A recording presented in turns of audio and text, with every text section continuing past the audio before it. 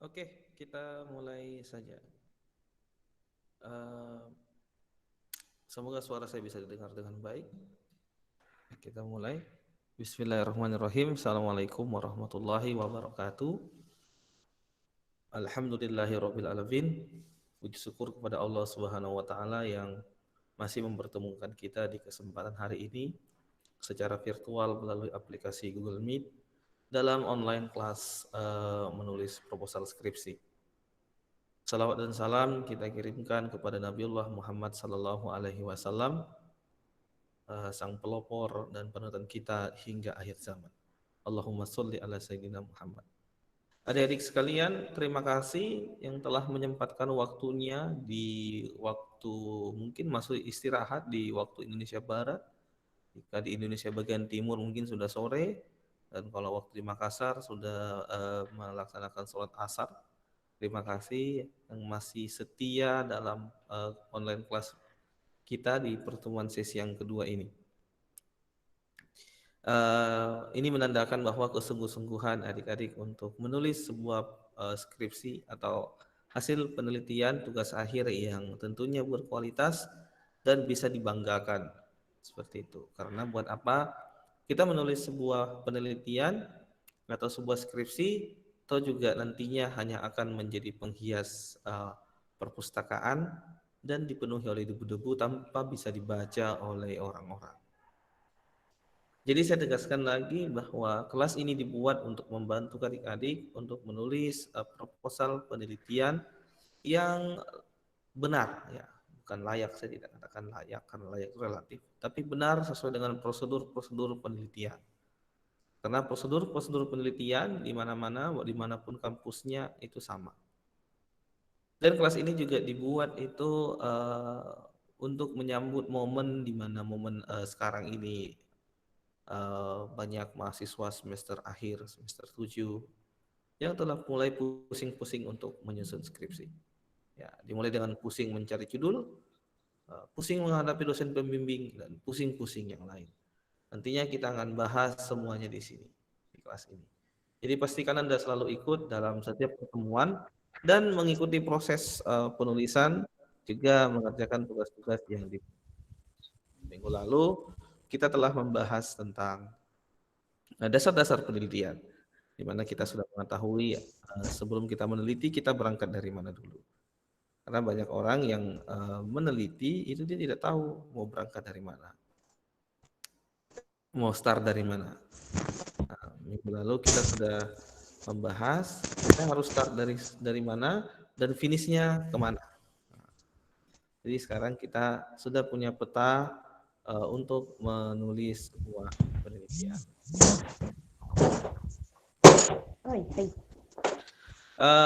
Sebuah penelitian yang baik itu tentu harus berangkat dari keraguan-raguan. Saya ulangi lagi pertemuan kita yang kemarin bahwa sebuah penelitian yang baik itu harus berangkat dari sebuah keraguan-raguan, bukan sebuah ketidaktahuan. Karena ketika Anda berangkat dari sebuah ketidaktahuan, maka Anda akan mengalami kesulitan saat menulis skripsi. Ya. Mungkin yang mic-nya masih on bisa dibantu untuk di nonaktifkan.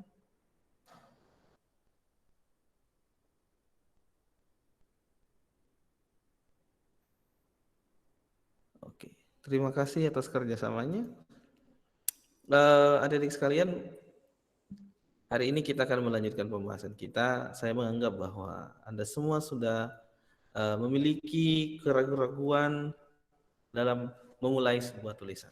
Jadi untuk memulai sebuah tulisan, kita sudah memiliki keraguan-keraguan. Saya anggap itu Anda sudah memiliki hari ini apa yang Anda ragukan dalam sebuah penulisan, sehingga saya mengatakan bahwa menulis skripsi itu mudah. Jadi skripsi itu sebenarnya gampang, tidak sulit ya. Kenapa dikatakan sulit? Karena banyak orang yang menganggap bahwa skripsi itu ibarat momok yang seperti akan menghantui Anda, dan banyak orang yang rela mengeluarkan uang banyak untuk dibuatkan skripsi. Kalau saya boleh memberikan pengetahuan bahwa mafia-mafia skripsi di setiap kampus itu ada. Jadi ada sekelompok orang yang memanfaatkan situasi dan di mana banyak mahasiswa yang ingin lulusnya cepat, gampang, mudah, tinggal membayar lalu bisa selesai. Tetapi apa yang bisa dibanggakan dengan itu? Alangkah bagusnya ketika kita menulis sebuah skripsi dan itu hasil jerih payah kita sendiri. Makanya saya katakan bahwa menulis skripsi itu mudah. Mudah karena kita tahu caranya. Bukan mudah karena dibikinkan atau dibuatkan, tetapi kita tahu kita harus mulai dari mana dan bagaimana melakukannya, lalu bagaimana akhirnya. Seperti Anda mungkin diminta jalan ke Papua misalnya. Anda tidak tahu, pasti Anda memikirkannya itu sulit. Tetapi ketika Anda tahu bagaimana caranya ke Papua, tinggal naik pesawat terbang, lalu Anda turun sampai bandara, pasti Anda mengatakan bahwa ternyata ke Papua itu mudah. Seperti itu. Jadi skripsi itu begitu. Oke, hari ini saya akan memberikan gambaran umum apa saja yang ada di proposal skripsi. Kita kenalan dulu bagian-bagiannya. Kenapa fokus di proposal? Karena 40% pekerjaan atau 60% pekerjaan, itu selesainya di proposal. Kalau proposal skripsinya bagus dan baik cara mengerjakannya, 60% pekerjaan penelitian itu selesai. Nah, biasanya yang terjadi ketika orang membuat proposal skripsi itu asal-asalan. Asal-asalan buat, asal jadi, akhirnya pada saat selesai seminar proposal skripsi, diberikan koreksi oleh pembimbing atau penguji, itu banyak mahasiswa yang mengalami kegalauan, kebingungan, akhirnya patah semangat, tidak tahu menulis apa lagi setelah menulis skripsi. Jadi hari ini kita akan membahas apa saja sih bagian-bagian skripsi dan alur berpikirnya seperti apa. Oke, semoga slide yang saya tampilkan bisa dilihat. Ya, ini dia alur berpikir penelitian. Jadi seperti ini ya. Yang pertama ada fenomena penelitian. Anda perhatikan panah-panah yang ada di sini. Nomor 1 kita mulai dari fenomena. Apa yang terjadi? Jadi penelitian yang baik itu harus didasarkan kepada fenomena. Di paragraf 1 sebuah proposal penelitian harus langsung menyebutkan apa yang terjadi. Bukan menyebutkan hal-hal lain yang tidak nyambung. Misalnya Anda menulis tentang skripsi perbankan syariah. Lalu Anda mengatakan di paragraf pertama bahwa Islam adalah agama yang paling benar. Itu terlalu jauh startnya. Jadi kita harus mulai di fenomena. Apa yang terjadi? Misalnya Anda menguji pengaruh antara kualitas layanan dengan kepuasan nasabah di Bank Syariah X. Apa yang terjadi sehingga kita harus capek-capek meneliti, menguji pengaruh antara pelayanan dan kepuasan? Apa yang terjadi sebenarnya? Jadi di paragraf pertama itu diungkapkan yang terjadi seperti ini. Yang terjadi itu bukan hanya terjadi lokasi kita meneliti, tetapi di lokasi manapun di belahan bumi. Itu adalah hal yang umum terjadi dan juga membuat kita penasaran. Nah, setelah itu kita ke nomor 2. Ini. Ke knowledge. Apa yang peneliti lain ketahui tentang itu? Ya, jadi fenomena yang kita akan teliti atau masalah yang kita akan teliti itu bukan hanya kita yang tahu. Yakinlah bahwa di bawah kolong langit di mana di belahan bumi ini ada sekelompok orang yang juga meneliti hal tersebut. Sebagai seorang peneliti yang baik, Anda harus membaca hasil-hasil penelitian yang telah membahas itu. Misalnya tadi kita meneliti tentang pengaruh kualitas layanan terhadap kepuasan. Dengan dasar bahwa sekarang ini perbankan sangat mengutamakan layanan kepada nasabahnya. Di kolong langit sana juga pasti mengatakan hal tersebut. Nah, sudah berapa orang yang telah meneliti itu? Itu harus diketahui. Jadi ada fenomena, ada pengetahuan. Jadi bukan berangkat dari ketidaktahuan. Ada fenomena dan juga ada pengetahuan peneliti. Nomor 3, kita ke sini. Apa tujuan kita meneliti? Nah, ketika kita mengetahui bahwa sudah banyak orang yang meneliti antara hubungan kualitas pelayanan dan kepuasan nasabah, kita juga ikut meneliti hal tersebut. Apa tujuan kita? Apakah kita akan membuktikan hal yang baru?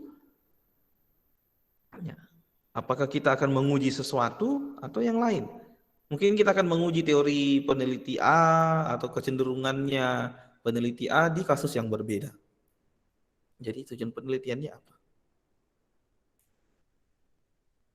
Berikutnya adalah lanjut ke pesan tulisan. Ya. Ada yang ingin dikemukakan? Apa sih yang Anda mau omongkan? Tulisannya mau apa kalau sudah selesai? Gitu. Nah, lanjut. Ini dicapai dengan menentukan metode penelitian yang cepat. Ya, metode pencarian bukti. Oke. Nah, nomor 6 dan nomor 7 itu adalah hasil pembahasan dan tiba pada kesimpulan. Jadi seperti ini alur berpikirnya. Ada yang biasa bertanya, bagaimana caranya menuliskan apa yang harus ditulis pertama kali pada saat menulis proposal skripsi di paragraf pertama? Itu yang paling sulit. Ya, caranya adalah ungkapkan fenomena apa yang terjadi. Satu paragraf. Lalu paragraf berikutnya kalau masih butuh lagi penjelasan fenomenanya, jelaskan lagi. Selesai menjelaskan fenomena, jelaskan ini. Ya, 2 paragraf. Lalu jelaskan yang ini, 2 paragraf, 1 paragraf minimal, 2 kalau bisa. Banyak-banyak juga usah. Lalu lanjut dan seterusnya. Jadi ini alur berpikir dari sebuah penelitian. Ya, mau dia itu skripsi, tesis, disertasi, alur berpikirnya tetap sama, tidak berubah. Oke, kita lanjut ke slide berikutnya. Ya, yang pertama proposal itu berisi pendahuluan, bagian latar belakang masalah. Bagian ini yang paling sulit dibuat. Ya, menurut banyak orang sih katanya paling sulit dibuat.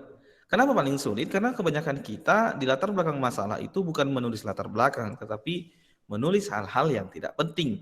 Bahkan banyak juga orang yang menulis definisi di latar belakang masalah, padahal itu tidak penting. Nah, kotak-kotak yang Anda lihat sekarang ini adalah struktur paragraf rumusan masalah dari paragraf pertama sampai paragraf akhir. Secara ringkas, latar belakang masalah itu dibagi ke dalam 4 paragraf besar. Yang pertama, 1 paragraf yang menjelaskan fakta atau realitas yang terjadi saat ini, yang membuat peneliti ingin meneliti hal atau sesuatu. Misalnya, ada perusahaan yang sangat mengutamakan penampilan fisik karyawannya daripada hal-hal lain untuk mencapai kepuasan. Ya, banyak perusahaan yang melakukan hal tersebut, akhirnya kita tertarik. Kenapa ya kira-kira mempertimbangkan hal fisik daripada aspek-aspek pelayanan yang lain? Nah, itu dia. Jadi fakta ini ditempatkan di paragraf pertama. 1 paragraf sebanyak 10 baris Anda bisa menjelaskan itu selesai paragraf 1. Jadi 1 paragraf itu cukup 10 baris saja, nggak usah banyak-banyak. Kalau banyak-banyak, saya pastikan Anda ngaco ngomongnya. Jadi 1 paragraf cukup 10 baris. Berikutnya adalah, paragraf berikutnya adalah fakta literatur. Orang lain yang sudah meneliti hal yang sama mengatakan apa? Kecenderungannya apa? Kayak tadi, sebuah perusahaan mempertimbangkan aspek fisik dalam pelayanan daripada aspek yang lain. Kata peneliti A, hal itu dilakukan karena dapat memberikan kepuasan yang lebih tinggi. Kata peneliti B, aspek fisik tidak ada gunanya dan lebih menimbulkan hal-hal yang bersifat kamuflase di depan pelanggan. Gitu. Jadi selalu tema itu akan selalu terbagi ke dalam 2, 3, 4 kecenderungan. Seorang peneliti harus bisa membagi atau menempatkan diri pada kecenderungan penelitian. Ini dijelaskan bisa 2 paragraf. Oh iya, 1 paragraf itu isinya 10 baris dan 150 kata minimal. Ya, berikutnya setelah literaturnya selesai, Anda masuk ke tujuan. Kenapa Anda menulis ini? Tujuan penelitian, bukan dijelaskan secara poin-poin nantinya karena nanti ada di bagian tersendirinya kalau dia proposal, tapi dijelaskan secara umum. Tujuan Anda menelitinya apa?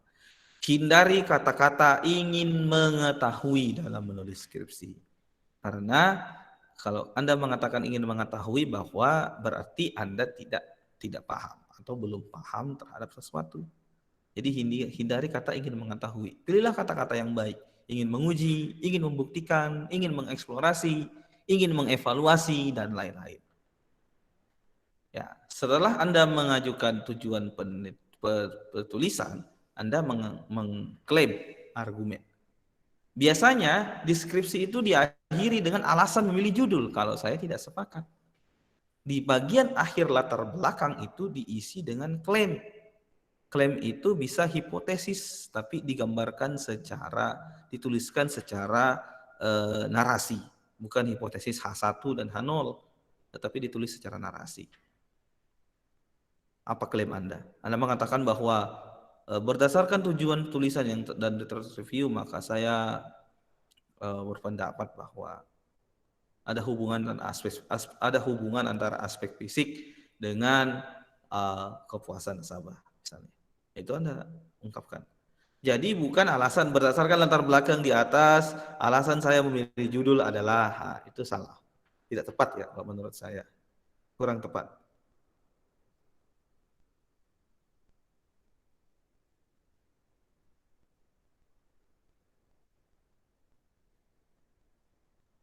Jadi kurang tepat ya. Jadi di paragraf akhir itu diisi dengan eh, klaim kita atau argumen kita apa, hipotesis kita apa. Lanjut. Nah, nanti ada rumusan masalah, tujuan penelitian, nanti kita akan bahas di pertemuan berikutnya. Bab 2 atau dalam bagian B di proposal itu berisi kajian pustaka. Nah, kajian pustaka ini terkait sama poin 2 yang ada di sini. Terkait sama yang ini sama yang ini. Ya. Yang pertama, Anda diminta untuk meninjau pustaka dan penelitian terdahulu yang relevan. Saya kasih gambaran umum dulu, karena minggu-minggu berikutnya kita akan breakdown pembahasan ini jauh lebih detail. Tinjauan pustaka adalah tempat peneliti untuk mengungkapkan hasil-hasil penelitian berdasarkan pemahamannya sendiri. Jadi dia ditinjau. Seperti kita meminta Anda untuk menonton film. Jadi menulis tinjauan pustaka atau penelitian terdahulu yang relevan itu bukan menulis mengcopy paste kesimpulan yang ada di proposal penelitian. Nah, ini banyak yang terjadi biasanya. Jadi mereka mengcopy paste hasil-hasil penelitian yang ada. Padahal tidak seperti itu. Nanti kita akan bahas lebih lanjut ya. Berikutnya kerangka teori. Nah, kerangka teori itu berisi bukan definisi. Saya kemarin membaca skripsi hasilnya, misalnya begini. Efektivitas dan efisiensi. Jadi di kerangka teorinya dijelaskan pengertian efektivitas, pengertian efisiensi. Itu bukan.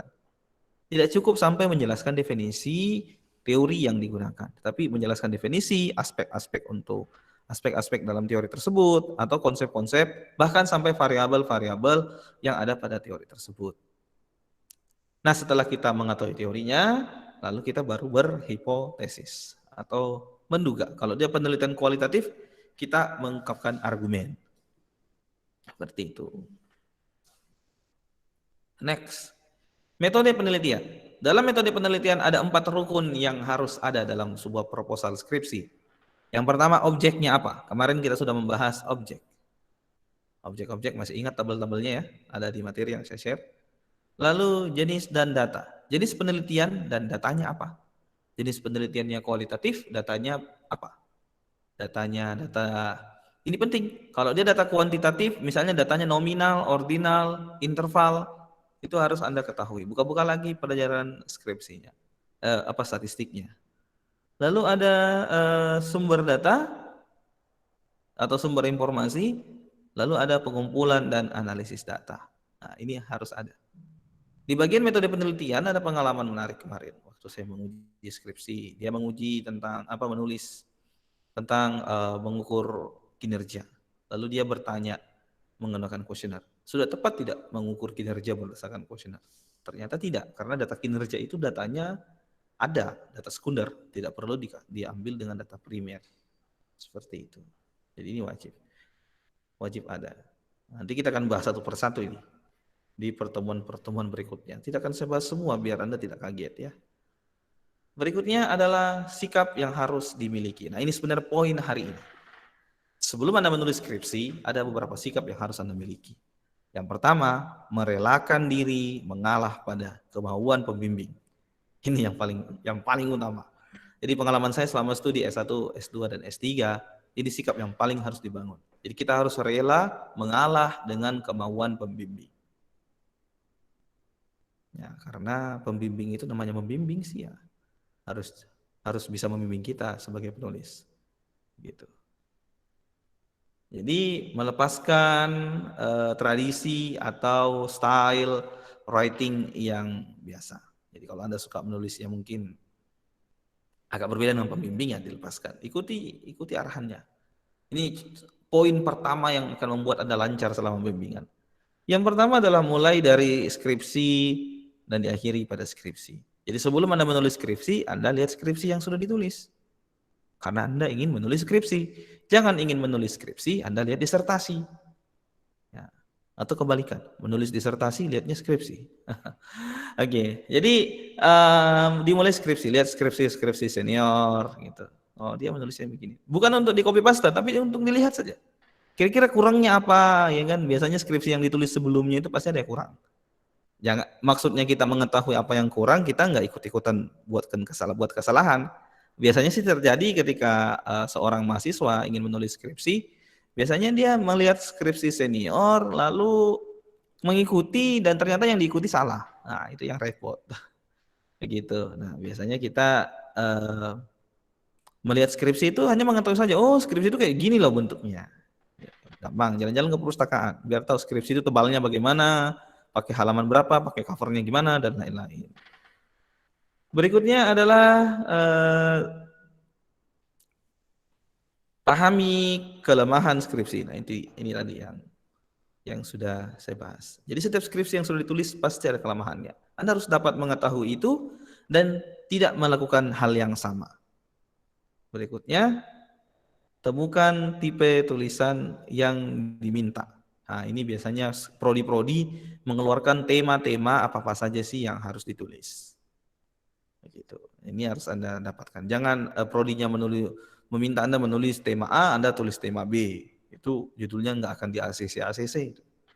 Karena Anda menulis hal yang berbeda. Inilah sikap-sikap yang harus dibangun dalam menulis skripsi. Perlu Anda catat baik-baik. Ya. Ini pengalaman pribadi sih sebenarnya yang saya share sama teman-teman semua. Oke, untuk 3 bagian ini kita akan breakdown di pertemuan-pertemuan berikutnya.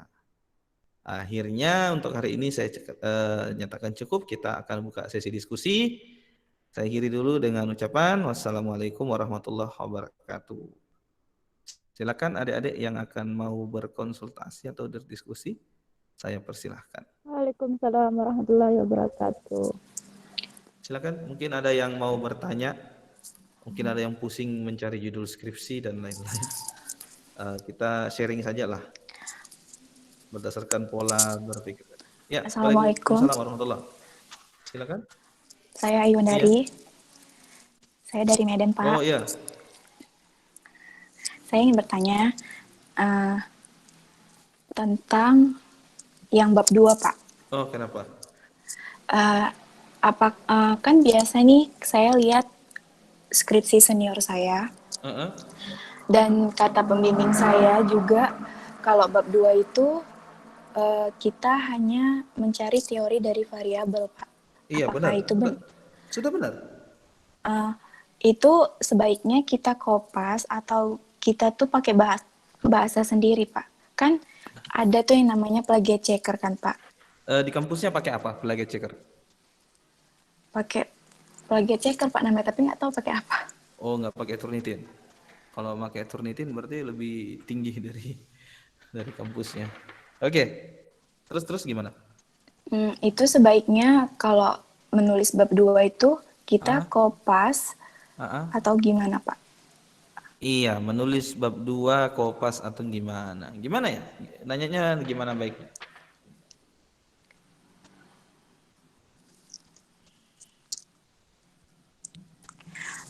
Atau gini, Pak, bab 2 itu kan tentang teori-teori. Itu semua tentang teori Iya. atau ada hubungannya dengan variabel lain. Kayak misalnya kita ngejelasin variabel satu dengan variabel lain atau cuma Iya. teorinya aja, Pak. Oke. Jadi perlu diketahui bahwa variabel itu berasal dari teori. Saya kasih contoh teori apa ya? Teori pemasaran mungkin. Teori customer behavior kan.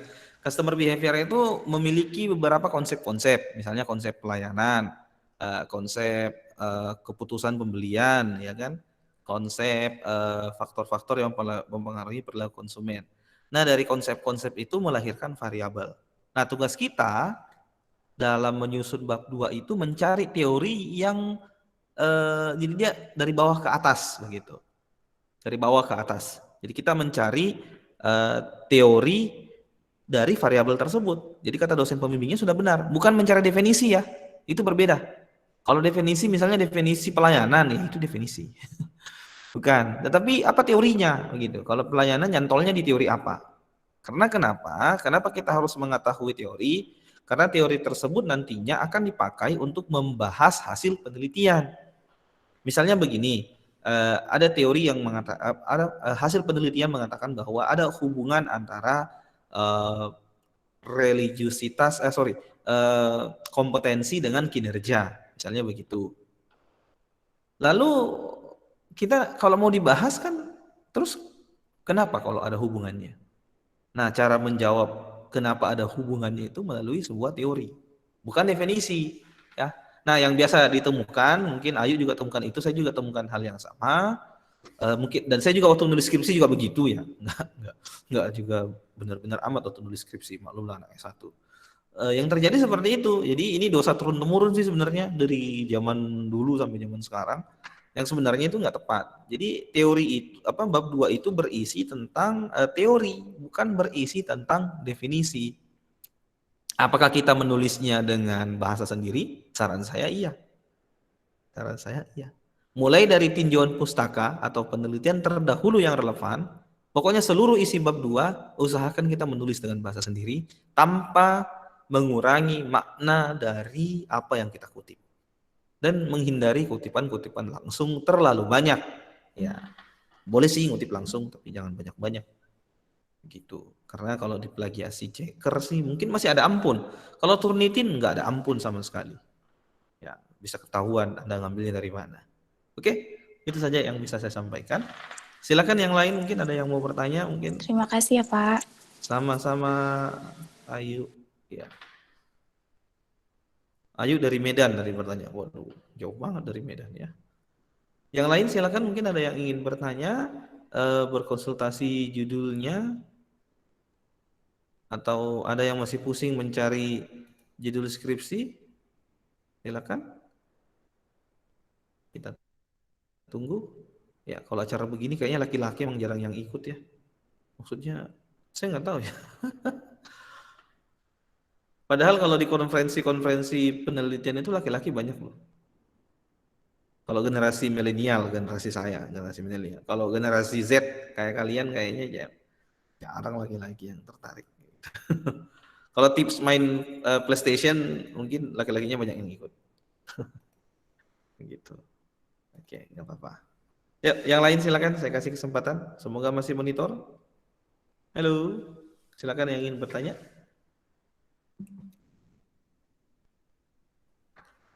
Nanti di pertemuan-pertemuan berikutnya kita akan breakdown ya. Jadi pertemuan berikutnya kita akan membahas tentang bab 1, latar belakang masalah. Ya, kita akan bahas itu.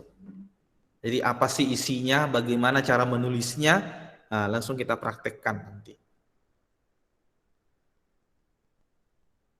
Jadi bagaimana cara menulis bab 1 dan lain-lain.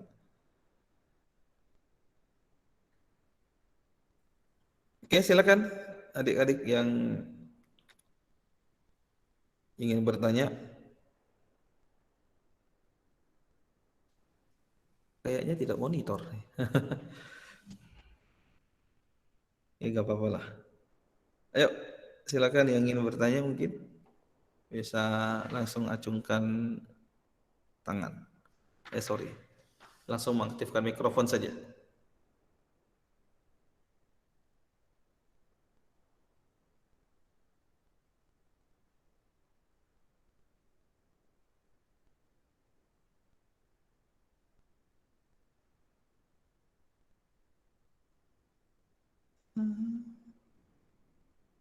Yuk, silakan yang mau bertanya.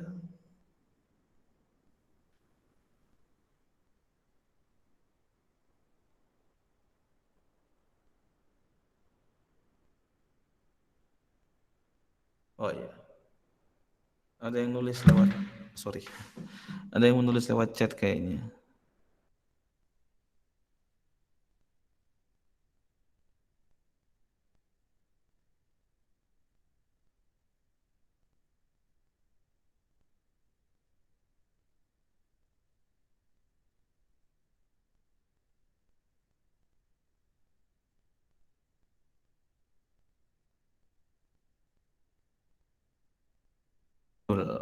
Oke, ada yang bertanya soal menemukan judul. Ya, sampai sekarang masih galau menemukan judulnya judul apa. Ya, saran saya pertama kali sebelum Anda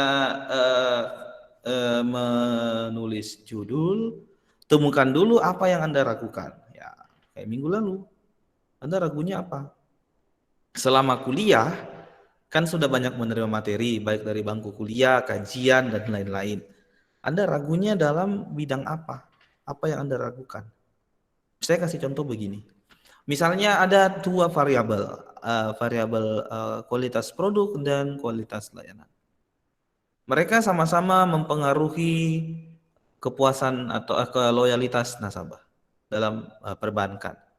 Tapi Anda ragu kira-kira apakah memang pengaruhnya bersamaan atau antara A dengan B itu lebih banyak kualitas produk yang lebih berpengaruh daripada kualitas layanan. Karena Anda ragu, lalu Anda cari kasusnya, objeknya di mana? Apakah di perbankan, di perusahaan, asuransi, atau retail? Ya, seperti itu. Kalau sudah dapat kasusnya atau objeknya di mana, baru kita merumuskan judul. Begitu. Setelah diketahui judulnya apa, lalu Anda cari masalahnya. Fenomena yang terjadi seperti apa. Ya. Jadi mencari judul itu gampang kok, nggak sulit. Jadi saya mau bertanya dulu, Anda ragunya tentang apa? Apa yang Anda mau ragukan selama kuliah? Gitu ya, yang sudah bertanya, silakan dicoret-coret di kertasnya. Anda ragunya tentang apa? Supaya kita bisa lebih lanjut. Kalau saya ngasih judul nggak enak. Yang mau selesai kan Anda, bukan saya. Jadi hindarilah diberikan judul ke orang lain. Saya nggak recommended. Baiknya kita judul itu berasal dari keraguan-raguan atau hasil renungan kita selama kita kuliah. Jadi ada sesuatu hal, satu masalah kecil lah mungkin ya yang kita pecahkan menjadi sebuah skripsi. Gitu. Oke. Yuk, silakan yang lain. Mungkin malu-malu bertanya silakan ditulis di live chat ya. Makasih.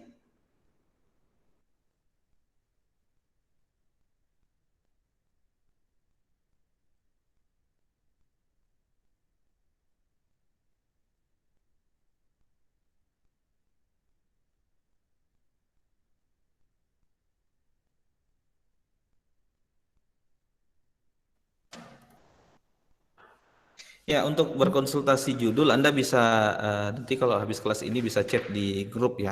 Di grup kita bisa saling sharing di situ. Jadi mungkin bisa menyodorkan apa yang diragukan, nanti saya bantu memformulasikan judul gitu. Judul yang agak keren. Yang anti tolak mungkin. Oke, ya. Silakan adik-adik yang ingin bertanya lebih lanjut bisa langsung ke live chat saja.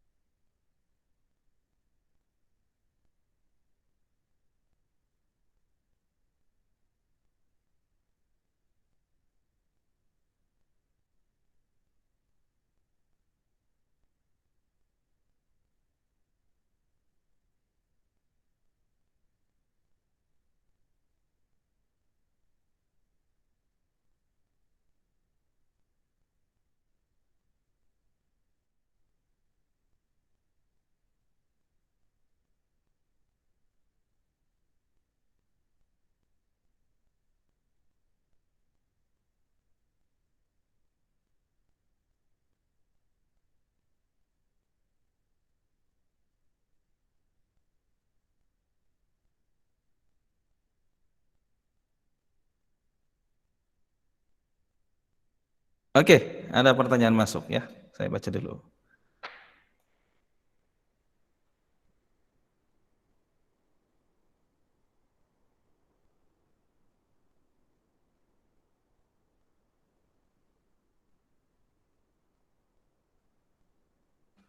Oh iya, ke teknis ya. Latar belakang dalam skripsi sebaiknya berapa halaman? Kalau halaman saya nggak bisa katakan, tapi kalau kata bisa. Jadi latar belakang di skripsi itu sebaiknya paling sedikit 500 kata. Paling banyak malah. Paling banyak 500. Jangan banyak-banyak.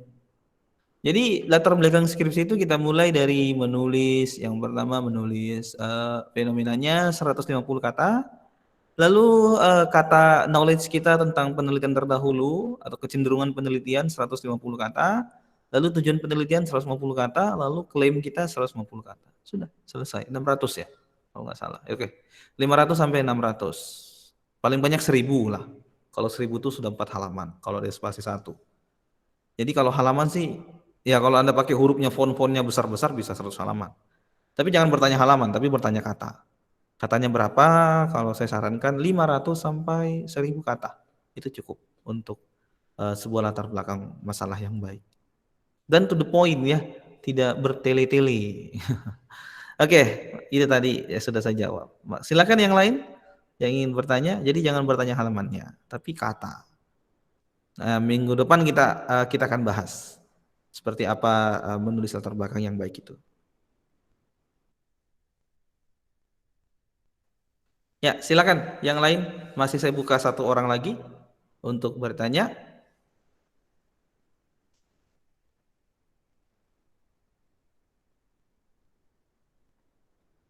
Silakan yang ingin bertanya langsung saja. Bagusnya sih langsung bertanya via live chat ya. Apa? Langsung ngomong begitu biar latihan ngomong sekali ya. Ya kan sudah sarjana.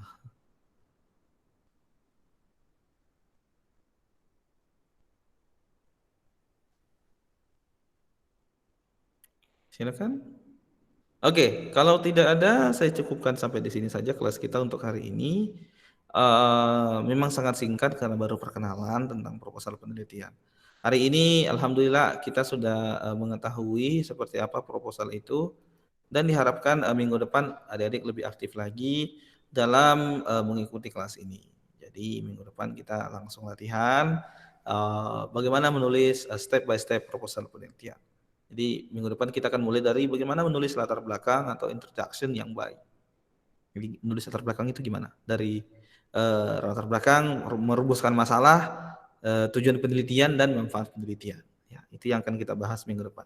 Saya tidak akan banyak teori, minggu depan kita akan langsung praktek dan langsung memberikan contohnya. Jadi saya akan memberikan contoh-contoh skripsi-skripsi yang sudah saya bimbing selama 1 tahun ini. Alhamdulillah mereka bisa menulis dengan baik. Dan kita akan coba hadirkan skripsinya seperti apa dan akan menjadi contoh. Oke, terima kasih atas kehadiran adik-adik semua dalam kelas ini.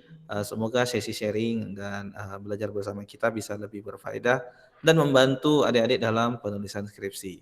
Jangan malas menulis skripsi dan jangan pernah menunda waktu dalam menulis skripsi.